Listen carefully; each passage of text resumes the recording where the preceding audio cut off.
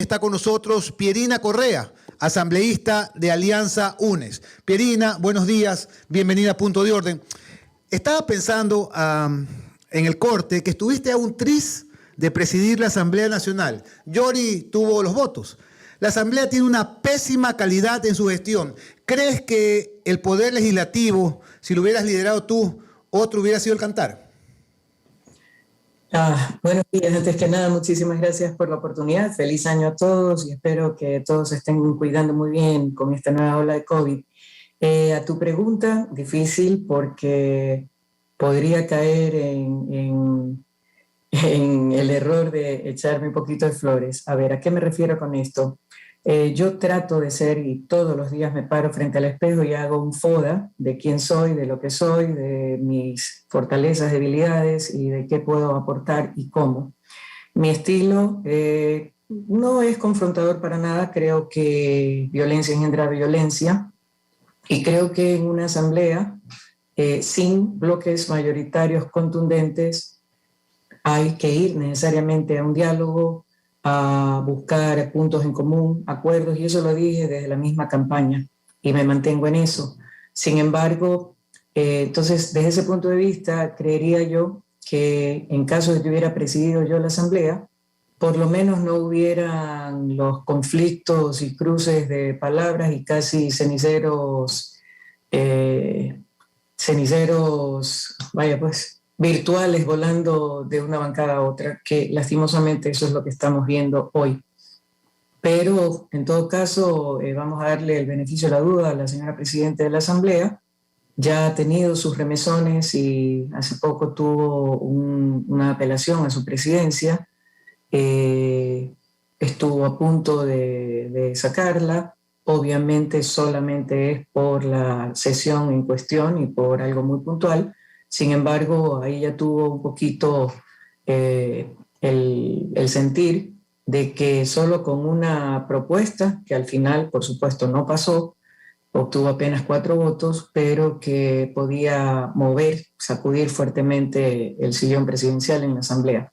Mi postura es, y siempre será, apoyar todas las propuestas que vayan en beneficio de la ciudadanía, vengan de quien vengan. Yo no me considero una persona visceral para nada, y no por el hecho de que lo proponga alguien que es opositor mío, contrario a mí, o que no nació de mí o de mi bloque, tengo por qué oponerme ciegamente sin ningún tipo de argumento. Eso también se da lastimosamente en la Asamblea, de lado y lado. Ayer fue vergonzoso, estuve en la sesión de la Comisión de Justicia en el tratamiento del borrador para segundo informe de la Comisión de Justicia, que analiza la ley de despenalización del aborto, y sencillamente no había argumentos. O sea, era, si yo proponía algo, el otro votaba en contra. Si el otro votaba en contra, proponía algo, yo votaba en contra. O sea, no había un tema de un análisis profundo, ni siquiera de elemental respeto a la sentencia de la Corte, pero desafortunadamente así se están manejando las cosas y en el Pleno de la Asamblea no es muy distinto. Así es que yo creo que Guadalupe Llori sí ha estado haciendo un trabajo de tratar de mantener las aguas lo más calmadas posibles, pero no siempre se puede y no siempre está en sus manos hacerlo además. Bueno, y un tema más referente a la presidencia de Guadalupe Llori. Tengo entendido que primero tiene que asistir a las sesiones, porque tengo entendido que está en el grupo de los asambleístas que menos asiste a las sesiones del Parlamento. Bueno, despejemos dudas, Pierina. Te hago un pequeño paréntesis ahí, Juan Javier, ya que tocaste ese tema. Yo creo que es muy difícil, y trato de ponerme siempre antes de criticar a alguien en los zapatos de la otra persona. Siendo la presidenta del primer poder del Estado, debe mantener necesariamente relaciones con las otras funciones del Estado. Y, por ejemplo, siendo también parte del bloque afín al gobierno, una relación muy estrecha. Entonces, por eso hay el proceso de delegación en la Asamblea. Cada vez que no ha estado presente presidiendo la Asamblea, la sesión del Pleno, se ha preguntado obviamente que dónde está, y por ejemplo se encuentra en una reunión, qué sé yo, recibiendo a los senadores que vinieron de Estados Unidos, o en el Palacio de Carondelet en reunión con el Ejecutivo, o haciendo algún trámite. Entonces no necesariamente el hecho de que no esté presente al frente de una sesión de pleno es un acto de irresponsabilidad. Me imagino que su agenda, por todo lo que tiene que atender, debe mandar también su atención y su tiempo. Si es que, en todo caso, veamos, más vale igual en el caso de los otros asambleístas, yo hablo por mí, no puedo juzgar al resto, pero hay unos que hacen tarea en territorio, otros que son fuera de la ciudad. En fin, hay mil y un razones, pero evidentemente tenemos una responsabilidad para con la Asamblea, para eso fuimos electos, y también hay que cumplir con esa parte de la asistencia y la participación en los diferentes plenos. Pierina, quisiera que despejemos dudas. UNES no ha hecho ningún tipo de alianza con el gobierno para aprobar leyes o cosas por el estilo, ¿o sí? Alianzas como tales no. Como he dicho anteriormente, si bien somos el bloque más numeroso de la Asamblea, empezamos con 49, hoy tenemos 47 asambleístas, y con amplitud con respecto de los inmediatos seguidores, no somos suficientes por nosotros mismos para tomar decisiones a nombre propio. Por tanto, nos guste o no nos guste, es necesario tener diálogos, y no solamente con un movimiento o una bancada, sino absolutamente con todos. Estamos ahí en representación de todo el pueblo ecuatoriano, y las leyes que salgan del pleno deben ser las mejores. Por lo tanto, si ustedes ven los diferentes resultados en las diferentes sesiones y votaciones que hemos tenido, ha habido ocasiones en que prácticamente ha sido algo unánime. Por ejemplo, la última votación sobre la ley orgánica de vivienda de interés social, algo tan sensible, el anhelo de toda familia de tener un techo propio y un derecho como parte del concepto de vida digna y de buen vivir, es el tener casa propia. Por tanto, ahí, por ejemplo, prácticamente fue unánime la votación. Entonces, hay puntos en que hemos coincidido, hay puntos en que hemos diferido diametralmente, y eso se manifiesta, pero siempre debemos estar abiertos al diálogo, y nuevamente, no necesariamente solo con el bloque de BAN. Recuerden que BAN está conformado por los pocos asambleístas que son del gobierno propiamente y de muchos independientes que se sumaron, pero también hay un grupo de independientes que se mantienen como tales. Con los otros movimientos, con social cristianos, en muchas cosas también hemos coincidido, pero en otras hemos diferido, y con Pachacuti nunca se sabe, y con Izquierda Democrática a veces sí, a veces no.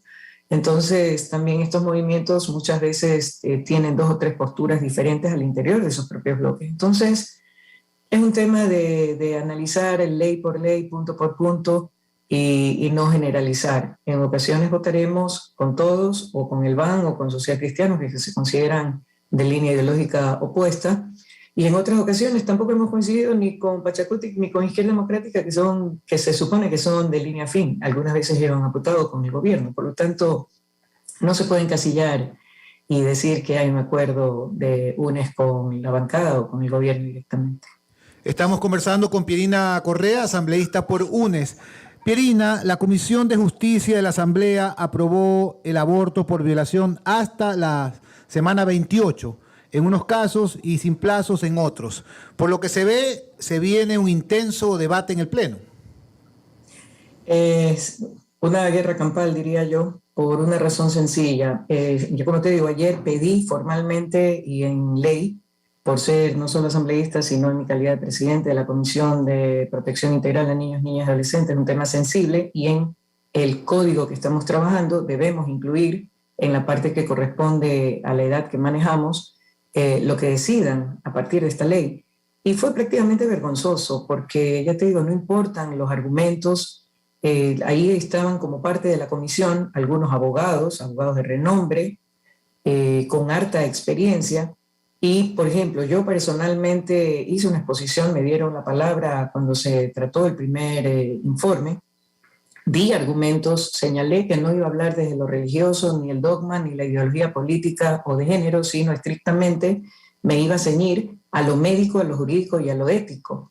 Y de esa manera desglosé todos los temas y me concentré de manera especial en uno de los 3 puntos más críticos de esa ley, que son la objeción de conciencia. Es claro, o sea, por muchos derechos que tú tengas, no puedes quitarme mi derecho constitucional a objetar conciencia y a obligarme a hacer lo que va en contra de mis principios, mi forma de pensar, mis creencias o lo que sea. El otro es la parte jurídica en cuanto a demostrar la denuncia o la violación. ¿Qué quiere decir esto? Que argumentando la no revictimización de la mujer de la edad que sea que ha pasado por este trance, que prácticamente se deje impune o se corre el riesgo de dejar impune al violador. El delito original es la violación. La consecuencia es un embarazo que va a traer consigo una acción tan impactante como el aborto. Entonces, y además la sentencia de la Corte es muy clara, dice 2 exclusiones, o sea, mantiene el aborto como un delito, que eso en esta ley también lo quieren sacarlo y lo quieren poner como derecho. No existe como derecho en ninguna parte del mundo y tampoco en el Ecuador. La Defensoría del Pueblo no tiene las competencias ni la capacidad legal de declarar o crear un derecho, sino de hacer vigilar y el cumplimiento de los derechos. Y la Corte dice 2 excepciones. Sigue siendo un delito el aborto, pero hay 2 excepciones que despenalizan, no legalizan, despenalizan el aborto. En caso de que la vida de la mujer esté en juego y no haya más opciones para salvarla, y en caso de un embarazo producto de una violación. Por lo tanto, para poder proceder a pedir que se practique el aborto y el personal médico a practicarlo, primero debe comprobarse que hubo una violación. Entonces, había mucha discusión en este tema y la temporalidad era, pero un tema sumamente álgido. La Corte también fue clara en decir que la Asamblea debía determinar la temporalidad. En ningún momento dijo déjenla abierta, dijo determinar la temporalidad. Yo presenté ya en mi informe completo, que lo hice llegar a la comisión respectiva, como corresponde en ley, todos los argumentos, incluso un estudio de la Universidad de Oxford, hecha por el doctor Miller, en la que señala porcentualmente, en base a esos estudios, el grado de peligrosidad y cómo aumenta el riesgo para la mujer conforme va aumentando el tiempo de embarazo y de gestación al momento de practicar el aborto. Entonces, sencillamente la respuesta extraoficial fue que no lo iban a incluir porque se contraponía con la ley. Parece que cualquier cosa que uno proponga que vaya en contra de sus creencias o su finalidad, lo hacen como en contra de la ley. Entonces, ¿cuál es la finalidad? Mantuvieron el tema de derecho, eso fue una propuesta del presidente de la Asamblea, de Alejandro Jaramillo, siendo abogado, de mantener la palabra derecho cuando no es un derecho el abortar. De lo legal sí se logró sacar, pero, por ejemplo, en la temporalidad, 28 semanas es una salvajada. La legislación comparada a nivel mundial, incluso en países que tienen legalizado el aborto en cualquier circunstancia, recomiendan un plazo máximo de 3 meses, 12 semanas, máximo.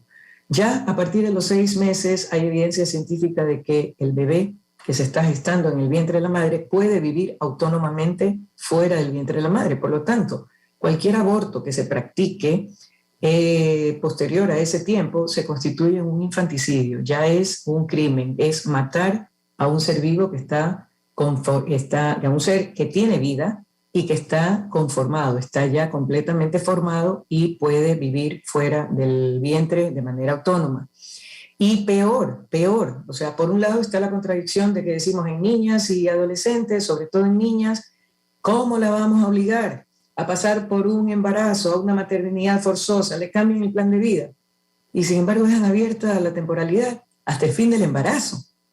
Entonces hay una contradicción tremenda porque estamos imponiéndole un proceso de embarazo completo. Si es a término, ya es un parto, incluso a partir de los 6 meses es un parto prematuro, pero parto al fin y al cabo. Y entonces, ¿cuál es el concepto de esto del aborto y todo? El aborto no elimina la violación, que es el delito primario, y lo están manejando como una solución puntual a un problema puntual. Uy, me quedé embarazada como producto de una violación, ergo tengo un problema, la forma de arreglar el problema es abortando.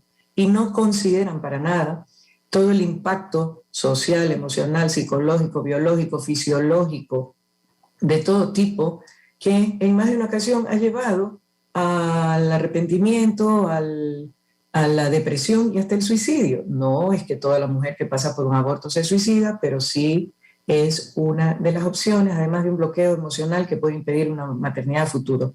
Ese es el esquema que están manejando y es muy triste porque, como les digo, también están yéndose directamente en contra, están irrespetando la sentencia puntual de la Corte, que es muy clara en ese sentido. Vamos a ver qué pasa en el Pleno, no está todavía completo el borrador de ese informe, se pasaron diciendo también que era un borrador, que estaba en construcción, pero no aceptaron ninguna sugerencia que en justa ley y con criterio se presentaba. Yo tenía la presencia con voz, no con voto.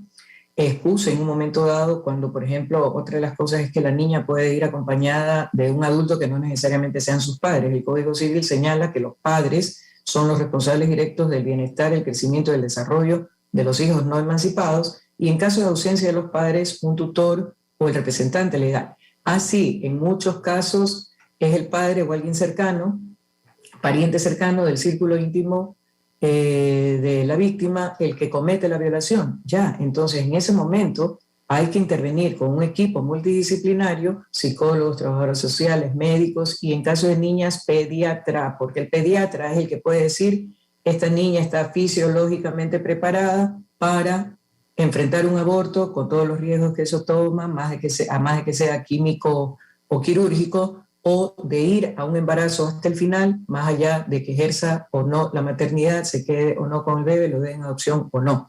Entonces, y hablaban de que los progenitores, que quién toma la decisión, la niña o los adultos, entonces para abortar. Entonces yo les decía, ¿por qué solo vemos la parte de abortar? ¿Qué pasa si la niña llega y la madre es la que le está diciendo tienes que abortar y la niña o la adolescente no quiere? O el padre o la madre dice no abortes y la niña o adolescente quiere. Entonces tenemos que tomar en cuenta las dos opciones. Más de una mujer de diferentes edades han revisado su decisión de abortar cuando han pasado por un eco y han podido ver que en su vientre se está formando un ser humano. Cuando ven el bebé, el feto, que se mueve, que bosteza, que se chupa el dedo, que llora, cambian la decisión porque toman conciencia del don milagroso de la maternidad. Entonces, están reduciendo la discusión, una discusión tan delicada que debe ser muy profunda y con mucha responsabilidad y para la generalidad, no para grupos particulares, pero así es como lo están manejando y habrá una batalla fuerte en el Pleno de la Asamblea cuando nos toque analizar hacer el debate del segundo informe. Pierina, ¿y qué ocurre con el proyecto del Código de Seguridad que espera con ahínco la Policía Nacional? No está en agenda hasta lo que yo he visto, o sea, como seguridad sí está dentro de la agenda legislativa, pero en las próximas sesiones no he visto que esté en orden del día. No sé quién lo tiene a cargo o qué tan avanzado esté, pero, por ejemplo, hoy día lo que vamos a ver es el tema de la reglamentación de cómo enfrentar el COVID en época de pandemia. Eso es lo que tenemos hoy día, pero no tengo en agenda inmediata el código de seguridad. A mí me parece que más que código de seguridad propiamente hay que hacer una revisión completa que incluya esta parte, pero también todo lo que tiene que ver con crisis penitenciaria, con el manejo de las penitenciarías, con eventualmente recuperar las instituciones que tenían a cargo de manera exclusiva y pertinente estas áreas, porque la situación cada vez está peor, o sea, ya no hay un lugar seguro donde estar tranquilo. Acá en la vía San Borondón entraron a Estancias del Río, sometieron al guardia y creo que con la misma arma del guardia practicaron un sicariato.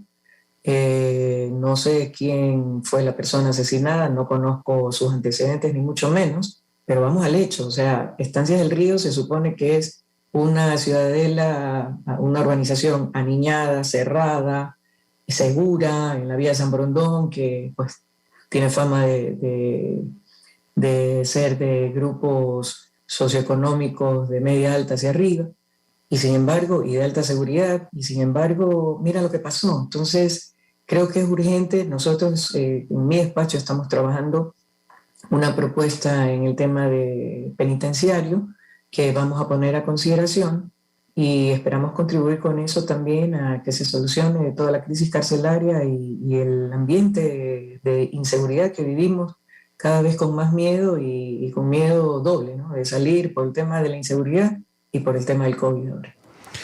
Pierina, se anuncian protestas contra el gobierno. ¿Cuál es la postura de ustedes, del UNES, frente a estas movilizaciones? No hemos tomado ninguna decisión al respecto de si ser parte o no. Por otro lado, ya nos han llegado algunas versiones extraoficiales de que a partir del 13 de enero, es decir, para fines de esta semana, se dispondrá un cierre del país prácticamente, lo que implicaría pues que tengamos que estar encerrados en casa. ¿Por qué llama la atención? Porque coincidencialmente la eventual concentración y marcha que estaría convocando Leonidas Issa está como fecha el 19 de enero. Y como decía mi abuelita, pues coincidencias en Pascuales. No es oficial el tema, vamos a ver, estamos a la expectativa, pero dentro del movimiento no se ha tomado ninguna decisión en términos de participar o no del tema. Lastimosamente ya en varias ocasiones se ha convocado y se ha desconvocado o no se ha dado y se han sentado varias veces supuestamente a una nueva conversación y diálogo con el gobierno, del cual han salido con las mismas frustraciones de antes. Hoy también se suman y ya con ultimátums los arroceros ante la falta absoluta de atención a la realidad de su sector, al irrespeto de una oferta de campaña del actual presidente de la República que señaló que se respetarían los precios de sustentación, los productos en el agro para hacer las cosechas y atender a los animales están por los cielos, no hay ningún control en cuanto a arancelario ni nada, en cuanto a los productos de importación que en su mayoría vienen de afuera y se consumen en el campo, que son los pesticidas, los abonos. Todos esos productos son importados, vienen de afuera y están cada vez los precios por las nubes. La urea está, el último precio que me dijeron, como $48. Entonces, el tema de los créditos hasta $5.000 no son suficientes desafortunadamente para ayudar a reactivar el agro. Y la pregunta que todo el mundo se hace, porque esto es de Ban Ecuador, que se fusionará con la Corporación Financiera Nacional, la pregunta que todo el mundo dice es, ¿y las reducciones en la banca para cuándo? ¿No? Así como el anillo para cuándo, acá para cuándo, la revisión de los intereses que cobra la banca privada, las condiciones de créditos, entre otras cosas. Así es que hay razones para que la gente reclame. La vida está carísima, el valor adquisitivo del sueldo, por muy alto que sea, va disminuyéndose con el día. Hay un asambleísta que señala, más convencido que mandado a hacer, de que los precios de los combustibles no incidieron en ningún alza de productos y que más bien los bajaron. No sé en qué país vive, es tan sencillo como ir al mercado, al supermercado y adquirir cualquier cosa. El diésel prácticamente ha duplicado su valor y es uno de los productos más utilizados en el transporte, es uno de los combustibles más utilizados en el transporte de productos, en los camiones que hacen el traslado, en los tractores y maquinaria agrícola y pesada, en los diferentes equipos que se utilizan, por ejemplo, los motores para los sistemas de riegos, entre otros, las camionetas doble cabina que usan para el transporte interno. Entonces, el que dice que no hay una afectación, no sé realmente en qué país vive. Y yo creo que la olla de presión está llenándose bastante. Creo que todavía no sentimos el impacto de la Ley de Desarrollo Económico y Sustentabilidad Tributaria, porque estamos todavía recién saliendo del modo Navidad, pero cuando ya empiecen las matrículas, cuando ya se vayan los 2 meses de gracia en el pago de las tarjetas, vamos a tener que empezar a pagar y ahí se va a sentir fuertemente todo el impacto. Igualmente el incremento muy justo de $25 al sueldo básico para una economía que no está precisamente boyante es un golpe también fuerte. Y en el caso de las empresas y las industrias, pues lo que harán es trasladarlo al consumidor final y ese es un golpe adicional a la economía escuálida de los ecuatorianos. Finalmente, Pierina, se vienen las seccionales. ¿La Revolución Ciudadana tendrá candidatos propios o la alianza continúa? La alianza dejó de ser alianza en el momento en que se terminaron las elecciones generales porque fue una alianza puntualmente para ese evento electoral.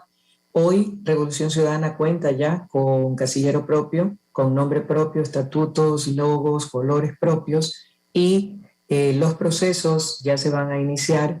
Está trabajándose en la programación para ir a la afiliación masiva y obviamente en base y en respeto al calendario electoral que proponga el Consejo Nacional Electoral, los procesos de democracia interna, primarias entre otras, para no solamente elegir las directivas seccionales en cada uno de los niveles de gestión, sino también las posibles candidaturas en base a meritocracia y perfiles.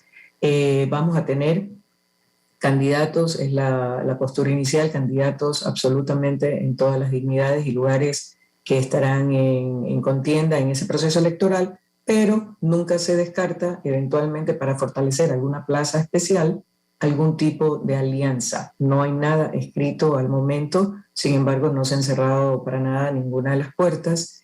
Centro Democrático, que fue con quien se hizo la alianza en el proceso anterior, lo ha dicho también puntualmente que analizarán caso por caso, porque en la eventual situación de que se den las alianzas nuevamente, serán puntualmente para tal o cual candidatura, no a nivel general como se hizo en el proceso anterior. Así es que no hay cierres, hay algunos nombres que ya se están autoproclamando o visibilizando, y yo siempre he creído que las candidaturas se ganan con trabajo en territorio, no solamente autopromocionándose o poniendo estas encuestas que hacen en redes sociales, sino con trabajo, porque la gente en seccionales sí ve más directamente a la persona. Los candidatos son más cercanos al ciudadano. El alcalde está ahí al alcance de la mano y si mi calle tiene huecos, pues me voy a reclamarle al municipio.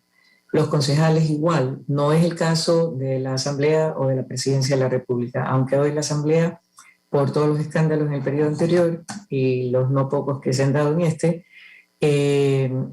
está más en el día a día de la vida del pueblo ecuatoriano que no pasaba antes. Bueno, queremos agradecer a Pierina Correa, asambleísta de la Alianza UNES, por darnos esta entrevista. Muchísimas gracias, Pierina. Buenos días. Gracias, Juanja. Cuídate mucho, un abrazo fuerte y feliz año nuevamente a todos. Cuídense siempre a la orden. Muchísimas gracias. Porque me gusta ver a la cara a las personas con las que hablo y no a través de la máquina. Pero así todo. Un beso, cuídense. Gracias.